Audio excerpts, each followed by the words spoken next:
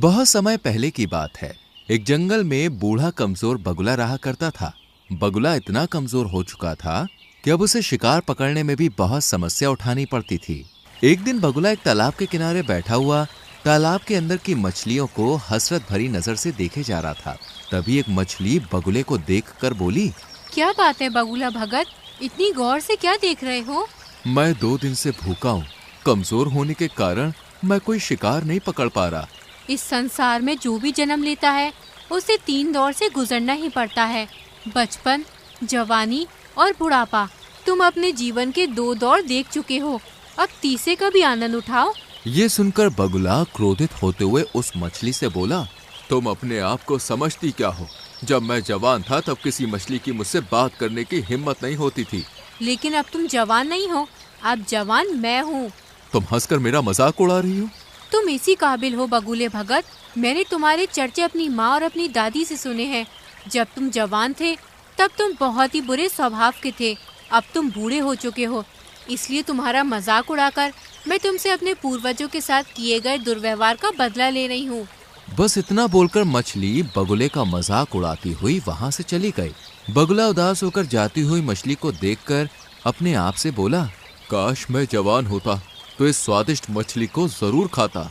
मगर बगुला नहीं जानता था कि इस दृश्य को दूर से एक कबूतर बैठा हुआ देख रहा था। कबूतर तुरंत उड़ता हुआ मीनू मौसी और रानू चिड़िया के पास जा पहुंचा और उन दोनों की ओर देखकर बोला, जब से मैंने बगुले का हाल देखा है तब से तो मुझे बुढ़ापे से डर लगने लगा है। रानू चिड़िया चौंकती हुई बोली, तुम कहना क्या चाहते हो? रानू, आज मैंने तालाब के किनारे एक बूढ़े बगुले को देखा। मैंने देखा कि किस तरह से एक मछली उसके बुढ़ापे का मजाक उड़ाती हुई वहां से चली गई। वो बेचारा बगुला 2 दिन से भूखा है। कबूतर की बात सुनकर रानू चिड़िया उदास होती हुई मीनू मौसी की ओर देखकर बोली, मीनू मौसी, क्या हम भी जब बूढ़े हो जाएंगे तो क्या हमारा भी हाल बगुले की तरह होगा? नहीं रानू, ऐसा कुछ नहीं होगा, क्योंकि हम सभी अपने बुढ़ापे का इंतजाम करके चलेंगे। और रहा सवाल उस बगुले का, तो उसके बारे में सुनकर मुझे बुरा लग रहा है, लेकिन कोई भी किसी का ऐसे ही मजाक नहीं उड़ाता। ये सुनकर रानू चौंकती हुई बोली, आप कहना क्या चाहती हैं मीनू मौसी? देखो, कबूतर ने केवल उस बगुले का बुढ़ापा देखा है, क्या पता वो जवानी में कैसा हो। जो भी हो मीनू मौसी, हमें उस बगुले की मदद करनी चाहिए। हम उसकी मदद भला किस प्रकार से कर सकते हैं? हम तो स्वयं कमजोर पक्षी हैं और हम सब शाम तक मेहनत करके बड़ी मुश्किल से स्वयं अपना पेट भर पाते हैं। इतना बोलकर मीनू मौसी वहाँ से चली गए। मगर रानू चिड़िया के दिमाग में बार बार बेचारे उस बूढ़े बगुले का विचार आ रहा था। रानू चिड़िया इसी उधेड़ बुन में उड़ती हुई जंगल के दूसरे छोर पर जा रही थी कि तभी उसकी नजर एक चील पर पड़ी। रानू चिड़िया ने देखा कि उस चील के इर्द गिर्द बहुत सारे पक्षी गोल घेरा बनाए हुए बैठे थे। अरे, ये चील तो हमारे जंगल की नहीं लगती। और ये सारे पक्षी इस चील के सामने सम्मान पूर्वक क्यों बैठे हुए हैं? मुझे जाकर पता करना चाहिए। रानू चिड़िया उड़ती हुई उस चील के पास पहुंच गई और वहां बैठे हुए काले कौवे से बोली, काले कौवे, आखिर हमारे जंगल के सारे पक्षी इस चील के सामने क्यों बैठे हुए हैं? और ये चील तो हमारे जंगल की नहीं लगती। रानू, ये कोई मामूली चील नहीं है, बल्कि चमत्कारिक और विचित्र चील है, जो दूसरे जंगल से भ्रमण करती हुई यहाँ तक आई है। कुछ दिनों बाद ही यहाँ से चली भी जाएगी। जितने भी पक्षी यहाँ मौजूद हैं, उनकी कोई ना कोई समस्या है। वो सब अपनी समस्याओं का समाधान करवाने के लिए इस चील के पास बैठे हैं। रानू चिड़िया हंसते हुए काले कौवे से बोली, मुझे तुमसे ऐसी अंधविश्वास भरी बातों की उम्मीद नहीं थी। नहीं रानू, मैं स्वयं अपनी आंखों से इस चील का चमत्कार देख चुका हूँ। तभी वो चील रानू चिड़िया की ओर देखकर बोली, मैं कोई पाखंडी चील नहीं हूँ। मुझ में वास्तव में चमत्कारिक शक्तियाँ हैं। मैं कैसे मान लूँ? तो फिर तुम मुझे बताओ, तुम क्या देखना चाहती हो कि तुम्हें विश्वास हो जाए कि मैं एक चमत्कारिक चील हूँ? हमारे जंगल में एक बगुला बूढ़ा हो चुका है। बूढ़े होने की वजह से बेचारा वो शिकार नहीं कर पा रहा है। उसे कई कई दिन तक भूखा रहना पड़ता है और जंगल के प्राणी उस बेचारे बगुले का उसके बुढ़ापे का मजाक उड़ाकर चले जाते हैं।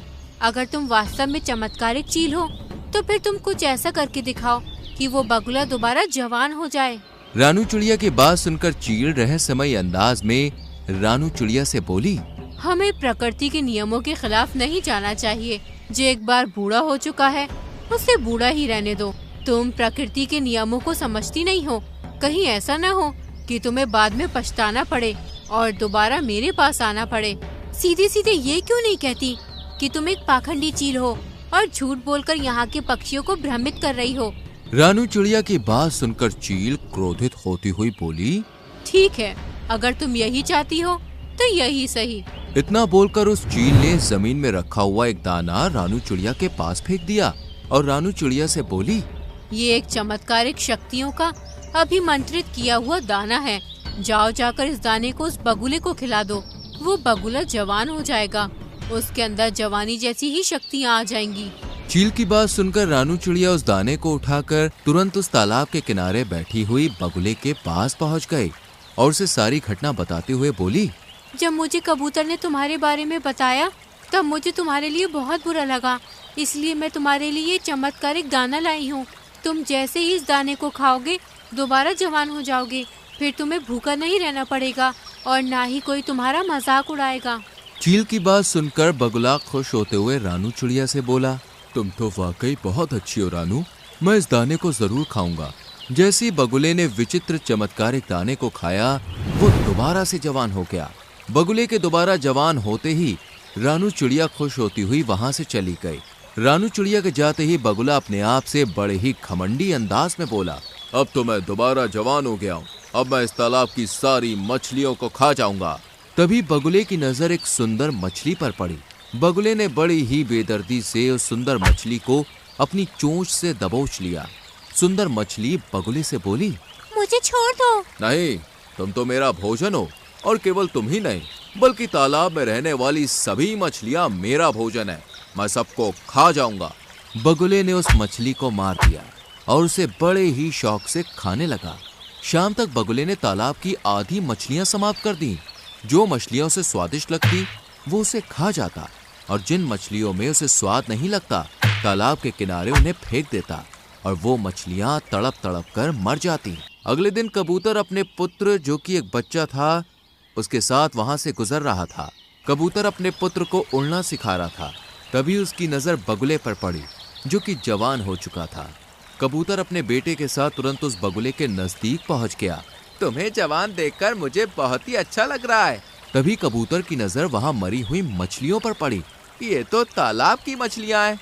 बगुला उदासी से कबूतर से बोला, पता नहीं कल रात क्या हुआ, सारी मछलियां तालाब से बाहर आ गईं और अपने आप तड़पते तड़पते मर गईं। ये तो बहुत बुरा हुआ। वैसे भी मछलियां तुम्हारा बहुत मजाक उड़ाती थीं। अच्छा सुनो, मुझे एक बहुत जरूरी काम है और ये मेरा छोटा बेटा है, मैं इसे उड़ना सिखा रहा हूँ। क्या तुम कुछ देर के लिए इसका ख्याल रख सकते हो? हाँ हाँ, क्यों नहीं, तुम आराम से जाओ और अपना काम समाप्त करके आना, तब तक मैं तुम्हारे बेटे का ख्याल रखूंगा। कबूतर वहां से चला गया। बगुला कबूतर के उस नन्हे बच्चे को गौर से देखने लगा। सच तो ये था कि उसके मुंह में पानी आ रहा था। वो मन ही मन में बोला, जब मैं जवान था तब मैं कबूतरों का मांस बड़े ही शौक से खाया करता था। कबूतर का मांस मेरा पसंदीदा मांस था। खैर कोई बात नहीं, अब मैं दोबारा जवान हो गया हूँ, क्यों ना मैं इस कबूतर के बच्चे का मांस चख लूं। तभी वो कबूतर का बच्चा बड़ी मासूमियत से बगुले से बोला, क्या हुआ, आप मुझे इतनी गौर से क्यों देख रही हैं? तुम्हें देखकर मेरी भूख और बढ़ती जा रही है। इतना कहकर बगुले ने अपनी चोंच से उस कबूतर के बच्चे को बड़ी ही बेदर्दी से मार दिया और उसे खा गया। कुछ देर के बाद जब कबूतर वहां पर आया तो अपने बच्चे को ना पाकर वो बगुले से बोला, अरे मेरा बच्चा कहाँ गया? तभी तालाब से एक मछली निकलकर बाहर आ गई और कबूतर से बोली, तुम्हारे बच्चे को यही बगुला भगत खा गया है। ये सुनकर कबूतर अविश्वास भरी नजरों से बगुले की ओर देखने लगा। तभी बगुला अकड़ता हुआ कबूतर से बोला, हाँ हाँ खाया है, तो इसमें समस्या क्या है? मुझे मांस पसंद है और तुम्हारे बच्चे का मांस मुझे बहुत ही ज्यादा अच्छा लगा, इसलिए मैं उसे खा गया। ये तो बहुत गलत बात है।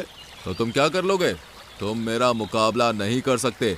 समझ गया, इसका मतलब इस तालाब के अंदर रहने वाली मछलियों को भी तुम नहीं मारा है। इतना बोलकर कबूतर उड़ते हुए रानू चिड़िया के पास पहुंच गया और उसे सारी घटना बताते हुए बोला, मुझसे बहुत बड़ी भूल हो गई रानू चिड़िया, वो बगुला बूढ़ा ही सही था। मुझे तुम्हारे बच्चे की मौत के बारे में सुनकर बहुत बुरा लग रहा है और मुझे अपने ऊपर पछतावा भी हो रहा है। उस चील ने बिल्कुल सही कहा था, हमें प्रकृति के नियमों के साथ छेड़छाड़ नहीं करनी चाहिए। चलो मेरे साथ। रानू चिड़िया कबूतर के साथ उस चील के पास पहुंच गई और सारी घटना बताती हुई बोली, मुझे क्षमा कर दो चील, मैंने तुमसे कहा था परंतु तुमने मेरी बात नहीं मानी। खैर अभी भी कुछ नहीं बिगड़ा। इतना बोलकर उस चील ने एक और दाना रानू चिड़िया के सामने फेंक दिया। इस दाने को उस बगुले के ऊपर फेंक देना, वो दोबारा बूढ़ा हो जाएगा। रानू चिड़िया तुरंत उस दाने को लेकर उस बगुले के पास पहुंच गई और ऊपर से उसने वो दाना बगुले के ऊपर फेंक दिया। दाना शरीर से स्पर्श होते ही बगुला फिर से बूढ़ा हो गया। अरे ये मेरे साथ क्या हो रहा है? मैं तो फिर से बूढ़ा हो गया। तभी रानू चिड़िया क्रोधित होती हुई बगुले से बोली, तुम बूढ़े ही अच्छे लगते हो बगुले, जो मैंने भूल की थी उसे मैंने सुधार दिया। इतना बोलकर रानू चिड़िया वहाँ से चली गई और बगुला दोबारा बुढ़ा और कमजोर हो गया। तो दोस्तों, कैसी लगी आपको हमारी ये कहानी? अगर कहानी अच्छी लगी हो तो वीडियो को लाइक कीजिएगा, चैनल को सब्सक्राइब कीजिएगा और हाँ, कहानी अपने दोस्तों के साथ शेयर करना तो बिल्कुल मत भूलिएगा। मैं आपको मिलूंगी अगले वीडियो में किसी नई कहानी, नई सीख के साथ। तब तक के लिए बाय बाय।